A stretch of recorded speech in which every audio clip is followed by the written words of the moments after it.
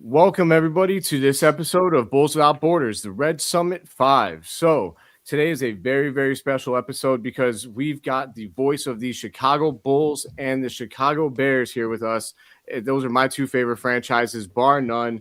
Not only that, he is the voice of the Chicago Fire, the Union, the big NBA 2K, five-time NBA All-Star, and he is your wife's favorite PA announcer. Tim, thank you for being here with us. We really appreciate it. I at least know I'm my wife's favorite PA announcer, I think. So I appreciate the introduction, and good to be on with you guys. Of course. I was practicing that, man, because if I botched your introduction, that would have been bad juju. So you can't screw up introducing the introducer, right? So right. Big facts. And as always, I've got my boys here with me, Troy, from Whole Lot of Bull from Australia. Thank you for being here, Troy. How are you doing today, Thank brother? you, Phil. Good, man. We've had a hot couple of days down here in Adelaide. I know you guys up in the US go by Fahrenheit, so to put it into Celsius, it was been like 40 degrees on average for a couple of days in a row there, which I think is like well over 100.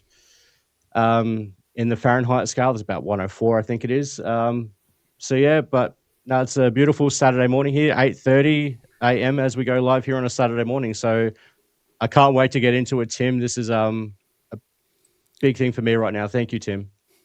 My pleasure.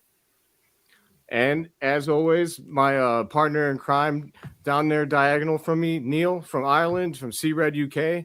As always, Neill, pleasure to have you, man. How are you doing, brother? I'm doing pretty good. I haven't had a chat with Tim in a while, so really looking forward to getting down to the Bulls and having a conversation. Absolutely. So, Tim, I wanted to really start with you, man, because I think, the job that you do, first of all, it's phenomenal. Everybody knows the Chicago Bulls intro. It's iconic.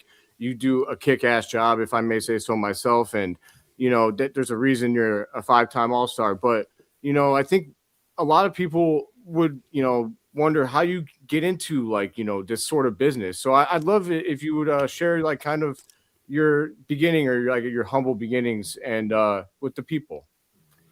Well, it was never my plan to start with. So I can't say as a kid, I was like, oh, that's what I want to do. I want to get into broadcasting or even sports media or anything like that. I was going to be an architect, and I just thought that's what I was going to do with my life. I went to college and majored in architecture. And during that first year, I needed to find a way to make a little extra money so I could eat and put gas in my car and that kind of stuff. And okay. I happened to know somebody more my parents' age who worked in radio. And I was just like, hey, can I help out? I needed something I could do a few hours a week here and there. And he said, do you want to be on the air? And that's one of those few, I've had a few of these times in my life where someone asked me a question where like that. I'm like, yeah, sure. Why not? Let's give it a shot. I'd never done it before, but, worst I could be is terrible and, move on and find something else. And I was terrible, but I liked it. And that kind of got my brain thinking in a whole different realm of using my voice to communicate. And I thought eventually, once I dropped out of architecture school and jumped into radio full time, that it was going to be radio, but then it became television. And then I got some opportunities. Someone said, do you want to help out at an Illinois baseball game doing public address? And so that was really my first foray into it. And it became something I loved, that I had a passion for, that I at least had a little bit of skill to do. And I just kept doing it and doing it a lot and making sacrifices to do it a lot. It was a lot of long days, getting up at 4 to do my morning radio show and being at events till 9 or 10 o'clock at night and then doing it again the next day. And I did every sport, wrestling, swimming and diving, track and field, gymnastics, like whatever they wanted me to do, cool, I'll go do. And that sort of over time got me enough hours and enough experience to really get good. And then I guess the rest is history to sort of compartmentalize the rest. I mean, that's definitely for sure. The rest is absolutely history. Because I mean, for Chicago fans, I mean, you're iconic, man. You really are. Troy, did you have anything that you wanted to ask Tim? Yeah, well, it basically just rolls on from that because I know you've you've told the story on Neill's pod before with C Red UK, but for those from our audience who haven't seen that episode or heard that episode, how did you get involved with the Chicago Bulls? That was kind of an accident too, quite honestly. I got on with the Indiana Pacers. My goal for the longest time was to do one of the 4 major sports one time. I just wanted to do one NBA game or one NFL game or one baseball game or whatever. And I got a job with the Pacers through an audition process that they had in 2018. And I thought that's it. I'm not, I've got my job. And just over a year into that, I got a call from the Bulls, and they were like, "Hey, are you interested in coming over to our neck of the woods?" And honestly, I told them no. And I told them no only because I had just started with the Pacers. I thought like they had given me my shot. I had an allegiance to them. I had, in my mind, just started and never planned to leave because I couldn't imagine anything better than working in the NBA. And the Bulls call. I'm like, I can't. Like, it's the greatest intros in sports, but I don't know how I leave this. Well, it just so happened that the Bears started looking for a new PA guy the exact same time. And I went, all right, now, if I got both, like, there's very few people on this planet who would say, yeah, you should turn that down. Now, the idea of me getting both was still far-fetched in my brain. I like, the odds of that are so small. But I said to the Bulls, look, if the Bears show interest and want me to come on board there, I'm already doing the fire. I live in Illinois. It would be crazy for me not to take it, and then I would be interested. And so that's kind of where I left it with the Bulls. This was all as we're heading into COVID, by the way. So nobody knew it was there yet, but we were like a month or two away. And the Bears called like 2 days before COVID really hit and had me in for an interview. I ended up in the bubble with the NBA. While I was there, the Bears offered me the job. The Bulls heard about it, called, said, "Are you still interested?" I said, yeah. And so I did my official interview inside a Disney World closet. And again, the rest is history. I ended up being named the Bears PA guy in like August, I think, of 2020. And the Bulls, I found out about the same time that the Bulls were going to hire me as well. So that's the long story to a short question. So you did a bubble interview. Yeah, it was. I mean, I had interaction with them because the NBA asked me to do the All-Star game in Chicago while I was still with the Pacers. So when the Chicago All-Star game, I did Sunday and Saturday night, but I wasn't working for the Bulls. I was technically working for the Pacers, and so that was kind of an interview for everybody in Chicago of, okay, here's this guy that we kind of know, and some people know his voice or his name, but that was sort of the super public thing, and that I think kind of got the ball rolling on a number of fronts. That's so cool, man. What a story. The in the Disney, you said Disney World closet. Yeah, we because for the NBA bubble, we were all stuck at Disney for 3 months.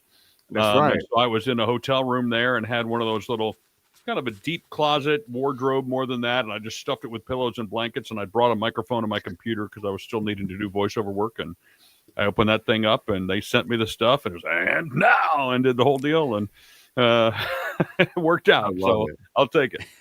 That's awesome. Neill, man, let me pass you the rock, man. Go ahead and throw Tim something.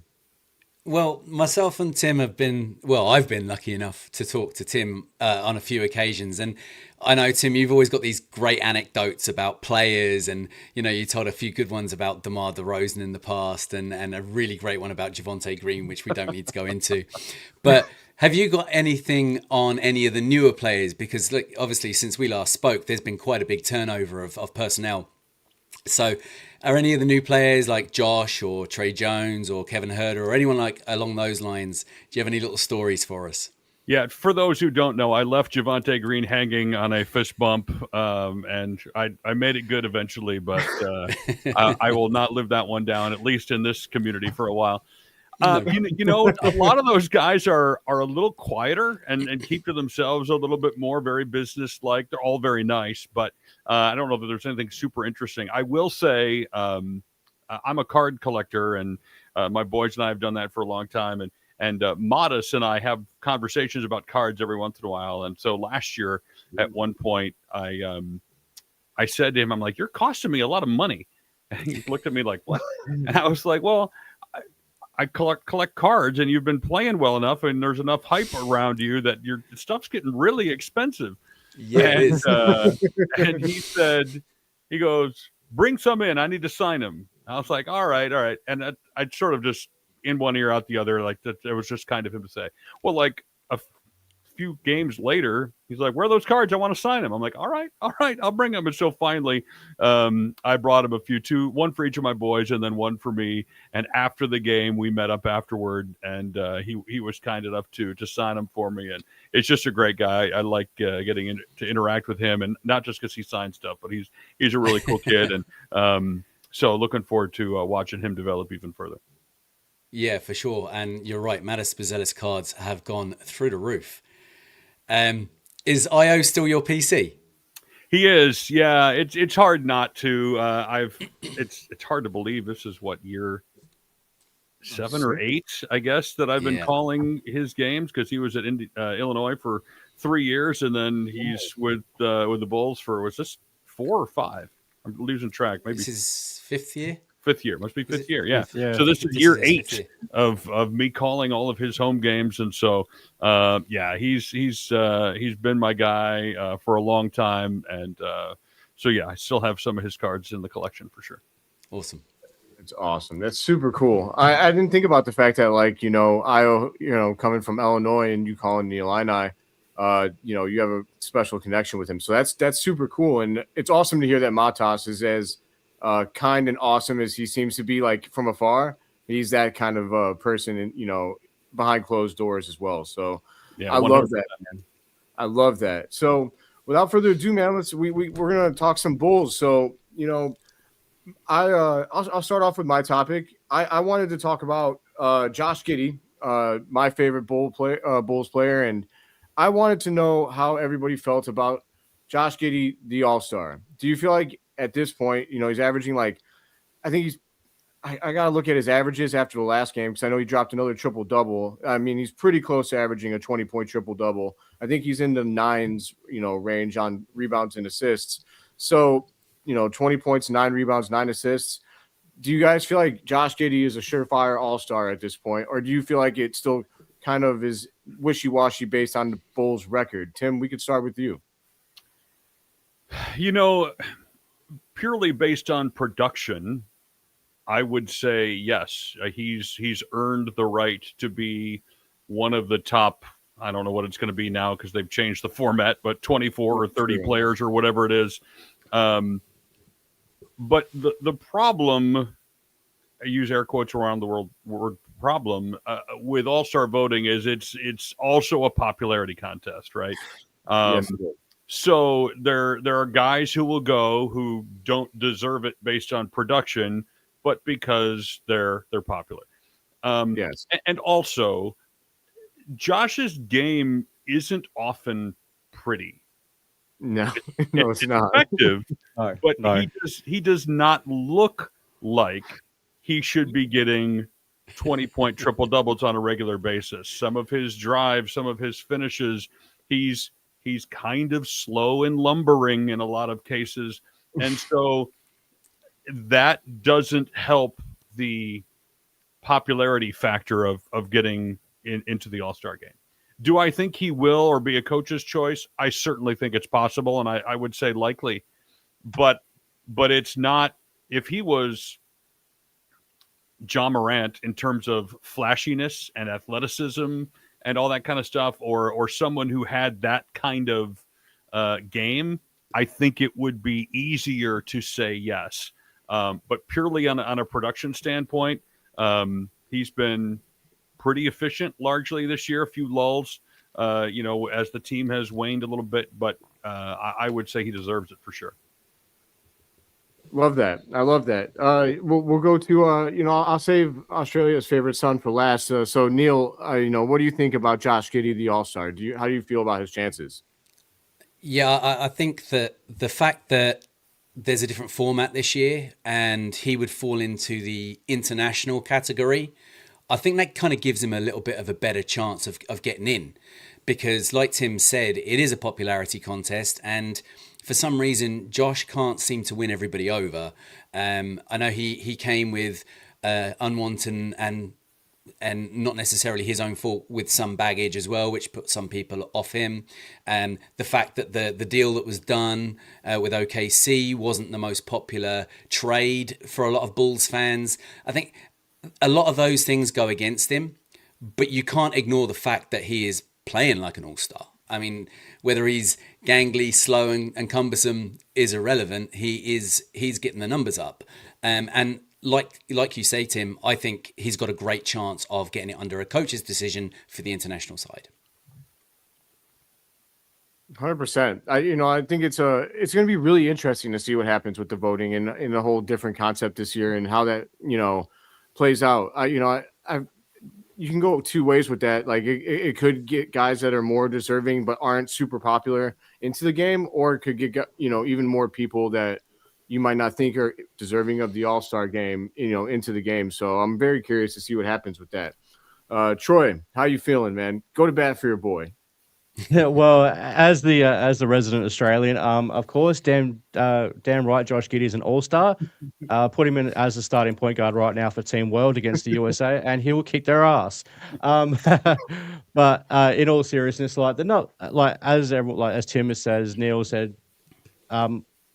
it's with the numbers that Josh is putting up. Like looking at the stats now, 20 points a game, 9.5 rebounds, just under 9 assists a game. Shooting 47.5%, 40% from three, 40% from three from Josh Giddey. That's like, who saw that coming ever? I won't say I ever saw that coming for Josh. But as Tim said, like his play style is not the prettiest at times. It can be a bit clunky because look at some of those drives where he gets himself a little bit out of control. But yeah, based on production alone, I think he is deserving to be an all-star. Now, naturally, that comes with how successful is the team as well.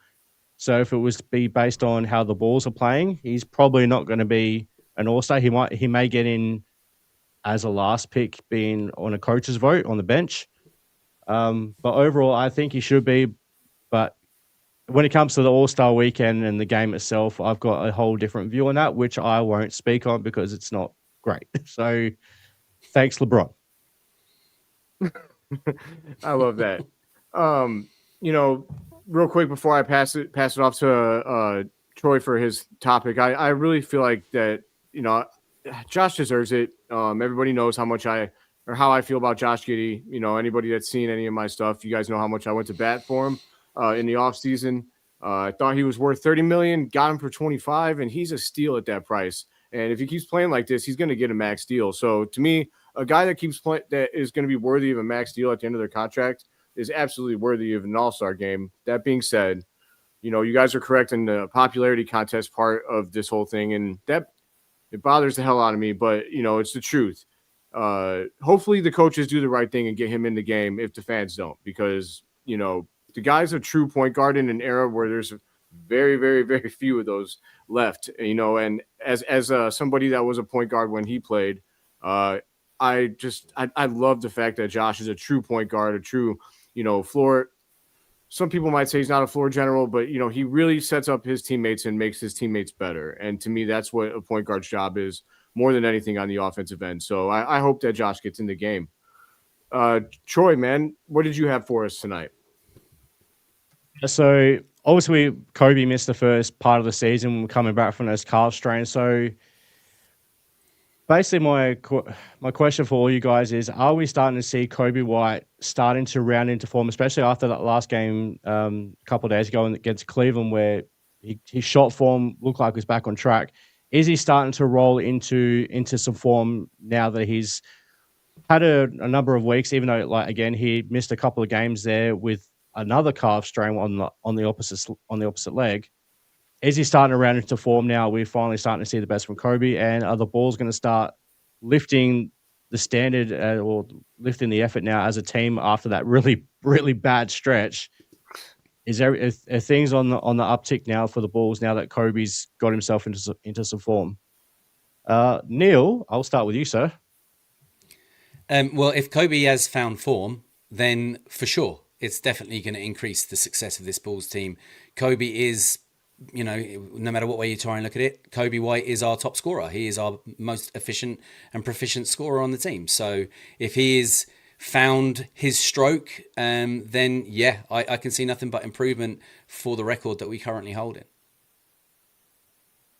Tim, how are you feeling about Coby? Yeah, I think, it was interesting. I heard the timing of his return, did that cause the downfall or the slide that the Bulls had in the middle? And I don't think so at all. If you look at the other people who were out at the same time, it was basically anyone who plays defense.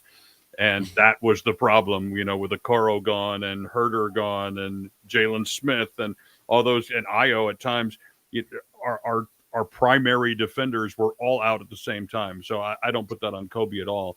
Coby is, as you guys know, incredibly important. He is one of the few who can create a shot on his own and go get a bucket. And he used to just be that spot-up three-point shooter. And early last year, maybe at the end of the season before, he began to figure out, hey, I can get to the rim and finish as well as shoot the three.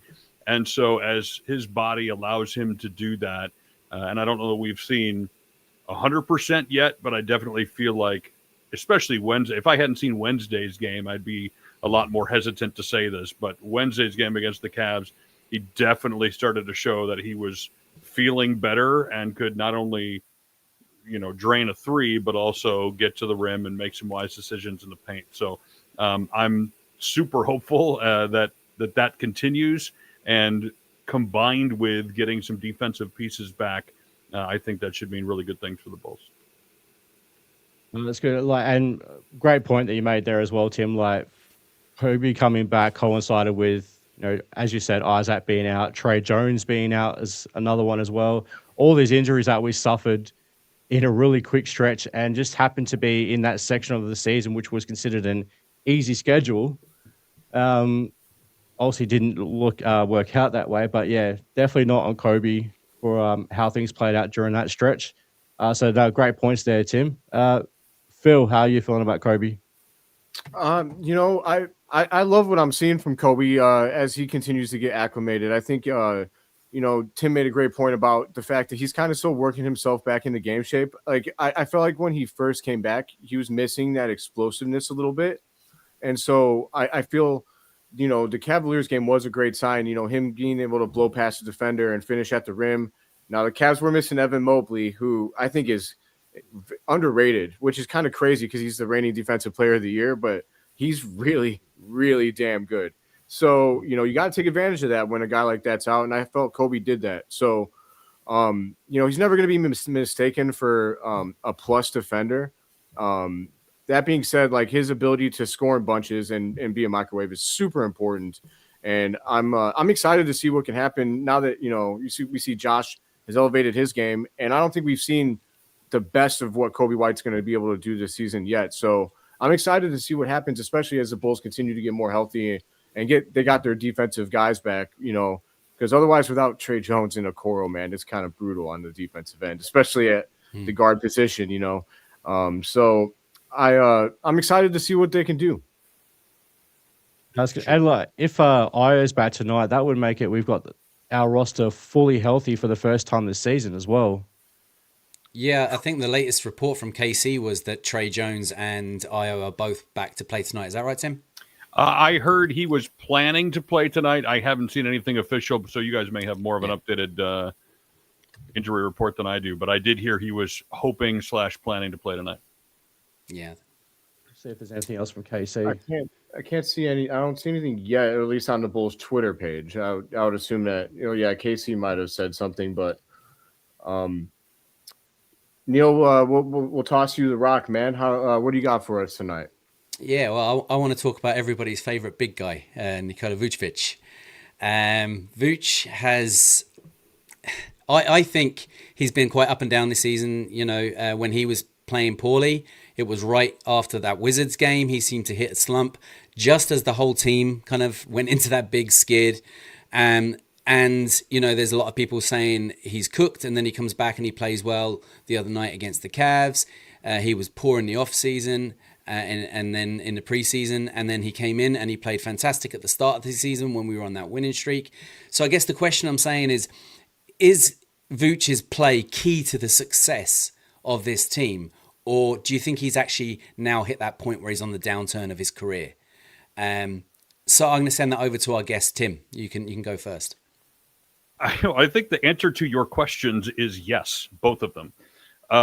Right. Is he critical to the success? Yes. Is he on the downturn of his career? Also, yes. He's, mid-30s, and you just don't play much longer than that in the NBA unless your name is LeBron James, apparently. Like, there's just not much life left in basketball terms, especially for a big man center who has all these young guys who are more naturally athletic, even if they were the same age than him.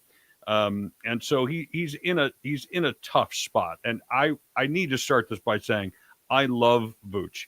As a human, he is probably my favorite player on the team.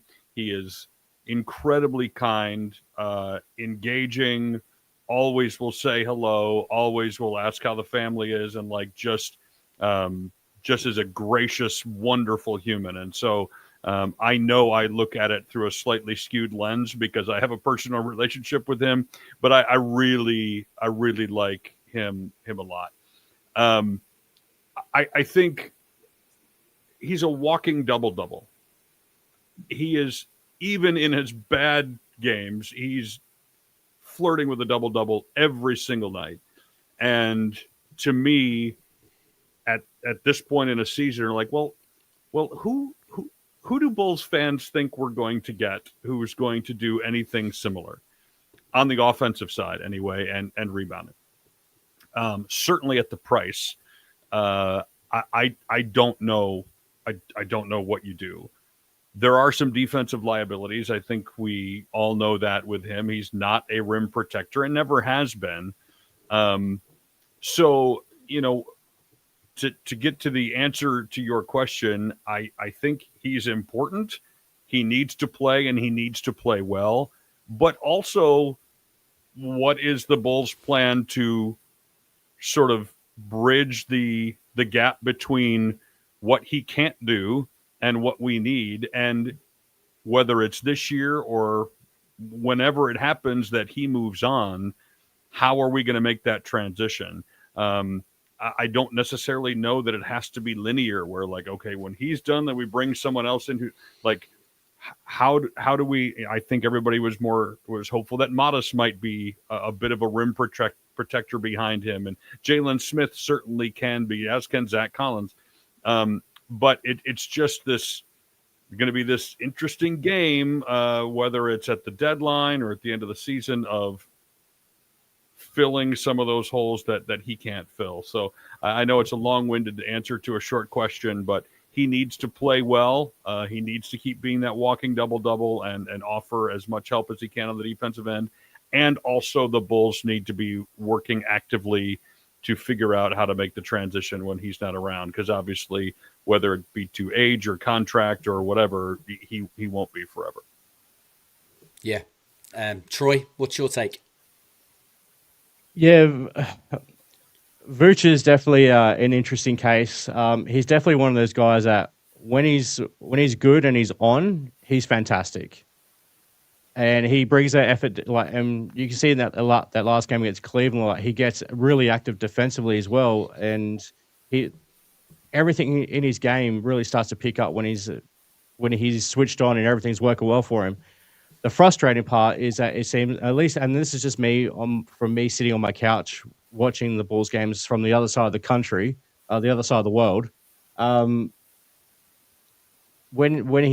things aren't going well for Vooch, it's bad. It's not great, and it's like, Billy, please get him off the court in a hurry. Let's go with Zach Collins and Jalen Smith out there, because Zach Collins 100%. Zach Collins is going to bring effort 100% of the time, regardless of how things are going for him individually. And going into last draft now, Tim talking about bridging that gap. I think Phil, we mentioned this on the last Red Summit. Kamal Malawak was the guy I wanted at the Bulls to draft. I'm like, just for one more pick, and he's there for us for the taking. Unfortunately, Phoenix took him, and I was heartbroken because I had my heart set on Kamal Malawak. Me too. So I thought he would have been like, he's, in terms of the type of center that we possibly need to go with Josh Giddey, is that athletic rim running shot blocker who doesn't need to create his own shot. And I think Kamal would have been great for that, to pair with Josh Giddey. And we see how much Nikola Vucevic has benefited from Josh himself. How many points has Josh generated for Vooch just off his own play? But I think most of Vooch's points have come off of Josh. Absolutely. Yeah, a lot of them have, for sure. I mean, Vooch isn't really a center that creates a position to score for himself. Really, he doesn't score off of his own making. No. But when he's down low in the paint, if someone drops him the ball, we know full well he's well able to make it look like easy money. Yeah. What's your take, Phil? Sorry, did you have more to add? Yeah, I was going to be like a question back to all of you guys about Vooch, but I'll let Phil get into his thoughts first. Okay, go for it, Phil. So Vooch is vital to the Bulls' success in terms of, if we want to like actually make the 6th seed instead of the play-in, if we want to go on some sort of run, because I think someone said in here in the chat that we were like only 3.5 games out of the 5 seed. So it's really not still, the East is so crowded, and especially in the middle, it's so top heavy right now. The Bulls can still make a run, and if they want to make a run, and if they're going to make a run, they're going to need Vooch's inside-outside game. I think that he's, as good as much as I like Zach and Jalen, especially that they give a little more on the defensive end, I also think that like they can't really hope to match what Vooch can bring offensively when he's on. Very few centers in league history can do what Vooch can do when he's on. But that's the kind of the key. And I think sometimes Vooch gets in his own head, because like, you see him when he gets mad, he'll like punch the ball and stuff. That's when I'm like, okay, Vooch is pissed right now. Can we get him on the bench? That's when I'm like, let's give Vooch a break. You know what I'm saying? But when the Bulls are playing inside, outside, and Vooch is really getting easy buckets, man, they're a much harder team to stop.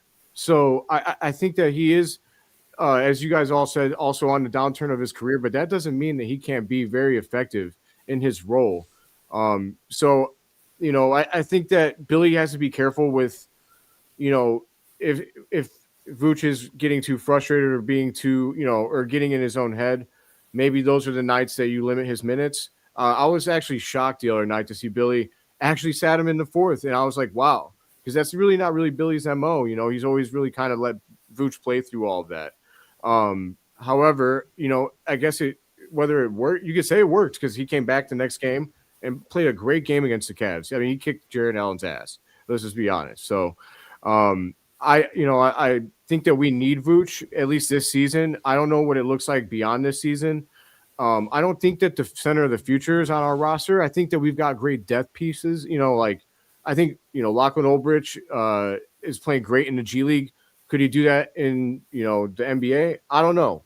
Not this season, more than likely. But, going forward, I would like to see what the Bulls have, or what we do this offseason to, like Tim said, start that succession plan. Because if we don't re-sign him, then I guess we really have to, we have to make a strong push this offseason for somebody who I feel is a real long-term piece or starter at that position. Because I'm not sure that that's really Jalen Smith, who I actually think is more of a power forward, or Zach, who maybe I'm underestimating him. And you know what, Zach, prove me wrong. That'd be great. Best hair in the NBA. But we'll see what happens with Vooch, but I think at least this season we do need him. He's vital. Yeah, definitely. I would love to see. I'll just throw a name out there. This is coming from no position of knowledge. It's just like the type of player that I would love to have if they move on from Vooch.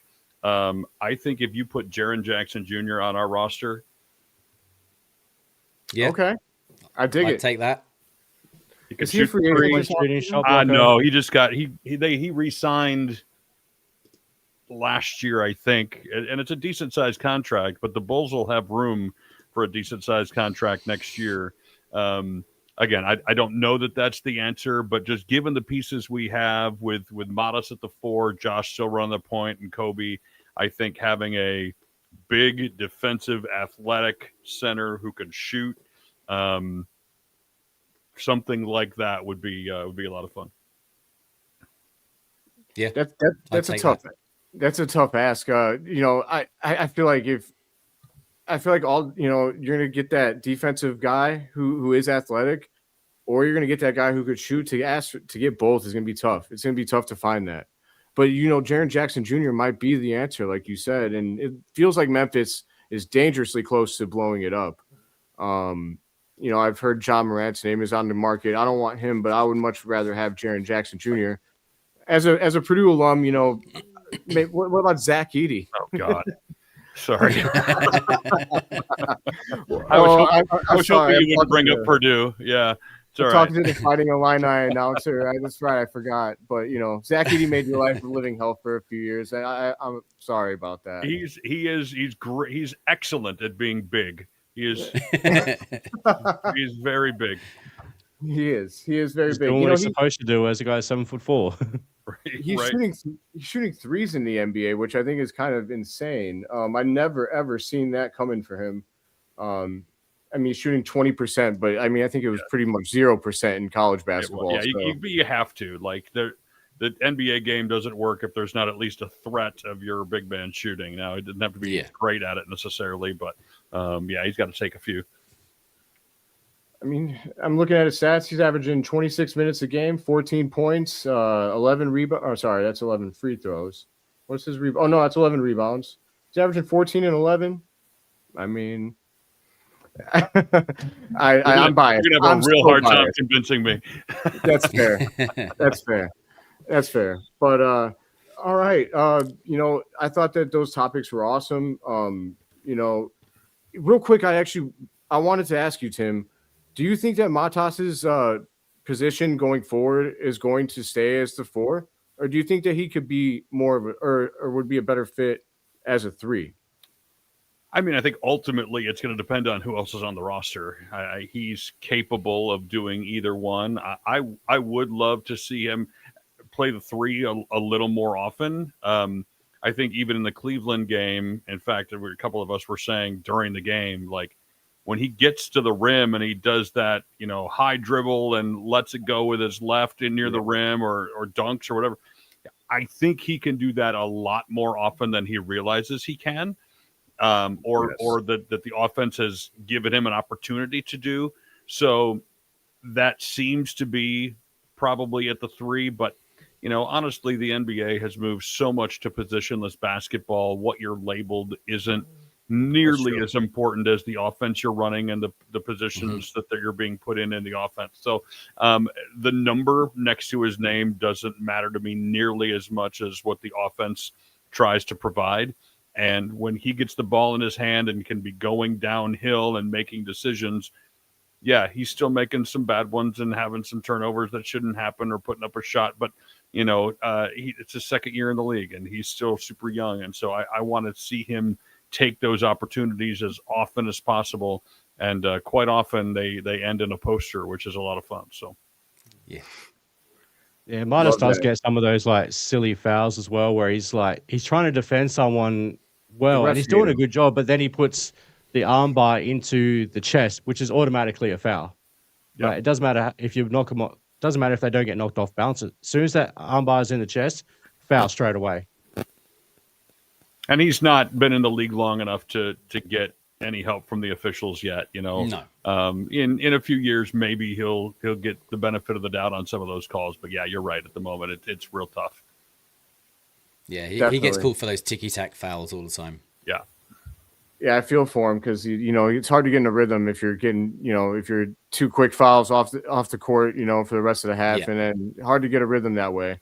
But I agree with you, Tim, that I think he could be way more dominant than even he knows right now. But also he's a team player, so eventually I think that'll be a really cool balance to see him strike as he gets more and more confident, more and more developed in his game in isolation, especially what he can do. When he decides he wants to take over, because I think Matas is going to be a superstar. I've been beating that drum since last year, so I think he's going to be the man. So I agree, and I'm hopeful based on my card collection that that comes out to be true. There you go. Especially the ones you got signed, right? I got a few of them that would do real well if he kept doing well. I love that. So we got a few minutes left here. I'm going to fire through some of these questions that I start from people in the chat. So Matt, by the way, hi Matt, how are you doing, brother? And how did the number change affect the cards for IO? I think that one's for Tim. Yeah, I mean it's just the cards that for the newest year all have him in 11 instead of 12, and so I was used to seeing him in 11 at Illinois anyway, and so the fact that he's able to bounce back to that is fun. His rookie cards, which are the ones primarily that I collect, all have 12, but they do change.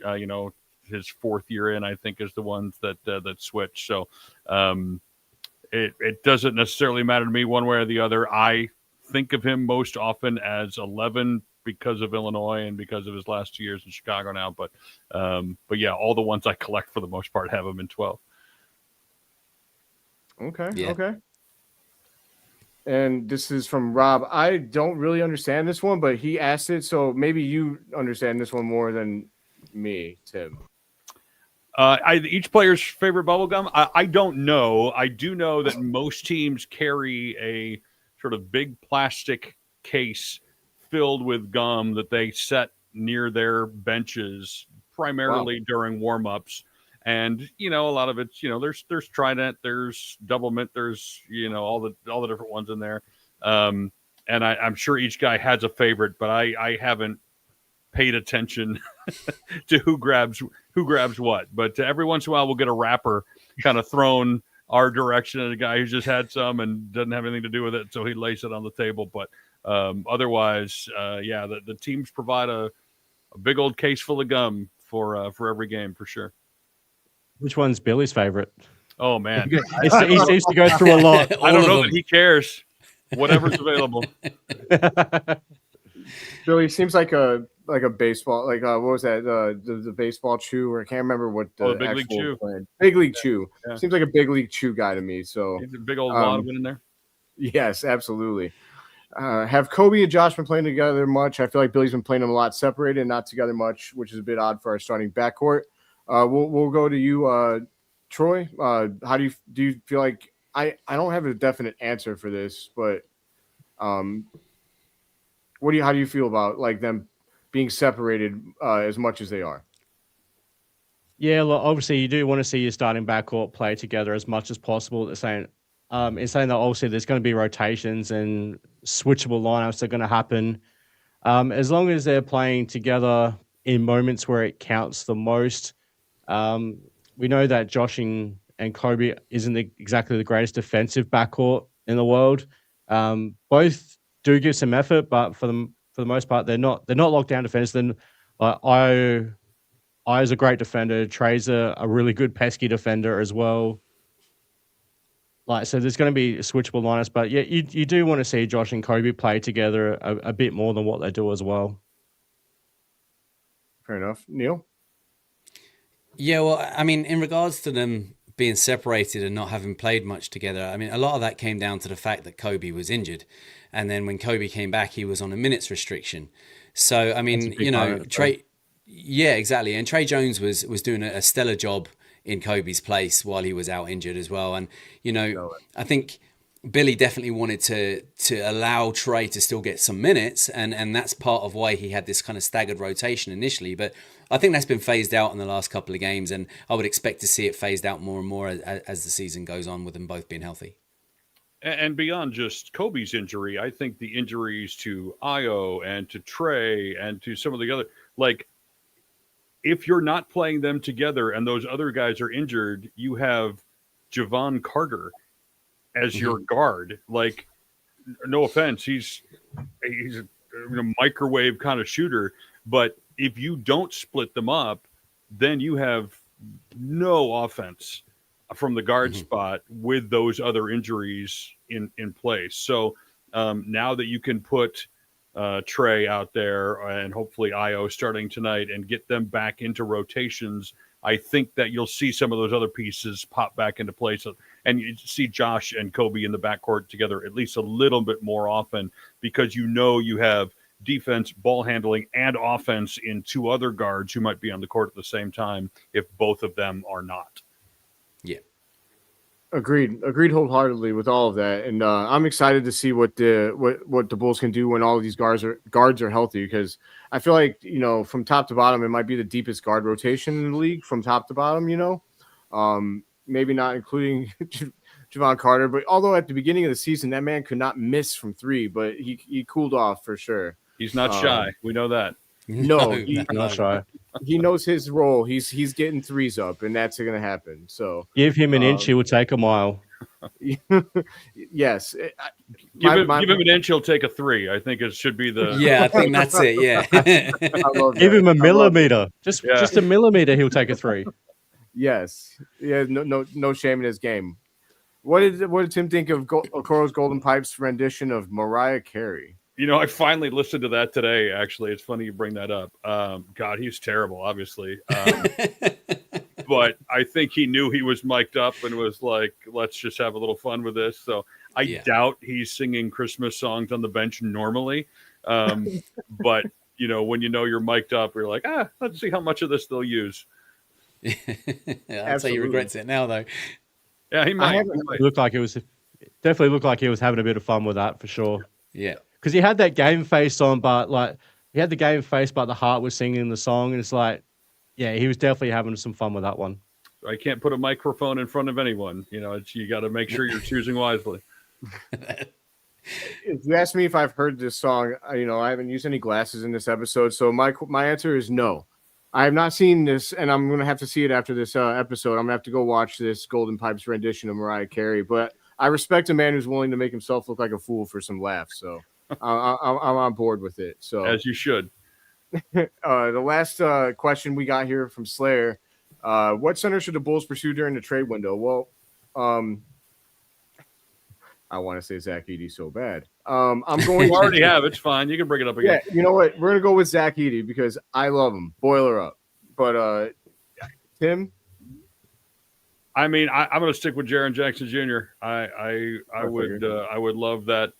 There are some other guys who are, and sure, there's some people in the draft who would work out too. But if we're talking about established, help you win now type of center, I mean, I could say Evan Mobley too, but that's not realistic. So I'll go with Triple J. Cool, Neill. Yeah, I think. See, the player I'd like to go for won't help us now because he's injured currently. But I'd like to see them go for Walker Kessler Jr. I think he'd be a good addition. But I love that. Whether he's attainable or not, I don't know. Danny Ainge is going to take 3 first-rounders at least because that's what Danny Ainge does. Danny Ainge turns that vice. He gets whatever he wants. You want Walker Kessler, eh? Okay, well you're gonna pay for him. Troy, Yeah. Who do you want? I was going to say Walker Kessler as well. And to add on to what Neill just said about Danny Ainge, he's not just taking 3 to 5 first-round picks; he's taking your firstborn as well. Never ever trade with Danny Ainge because you will not win that deal. You'll not even break even whatsoever. So don't do it. So aside from Walker Kessler, I know there's been a lot of talk about the Nick Claxtons of the world, and that apparently Jarrett Allen may become available if I like Cleveland that. decides to mix things up. Apparently Donovan Mitchell and Evan Mobley are the only untouchables on that Cavaliers roster. So, hey, if Jared Allen is on the market, then it's definitely worth a look. I like that idea. I mean, he's not a big guy, but he's a rim protector. He blocks shots, so he's athletic. For a guy who's 6'9", he looks like he's 7'2", but it's probably that big afro he's got going as well. All right. Well, all right. We're at our time limit here. Just one word answer, real quick. Go around the horn. Do the Bulls win tonight? Troy. No. Neill. Yes. Tim. Bulls are on my paycheck. I'm going to say yes. Love it. So I'm terrible at this kind of stuff because I always say yes. I'm always going to say yes. Bulls win. I'm going to go with yes because Evan Mobley's out. I'll give an answer there. So, and we're healthy. So apparently Donovan Mitchell may miss the game with illness as well. Well, that would help. Yeah, big time. He always scores a ton against the Bulls. I don't know what it is, but always. Every time. He's a Bulls killer. He is. I'm just going to put this on for Cleveland. This is for Cleveland while we're signing off. Tim, I appreciate you so much. Thank you for being here. I hope that this will not be the last time because this was a great pleasure for us. And until next time, can't wait to hear you on the call again, my friend. Appreciate it, guys. I'm sure it won't be the last time. Thanks for the invite. Thanks so much, Tim. You got it. Thank you. All right, Cleveland, get some. Take it easy, everybody.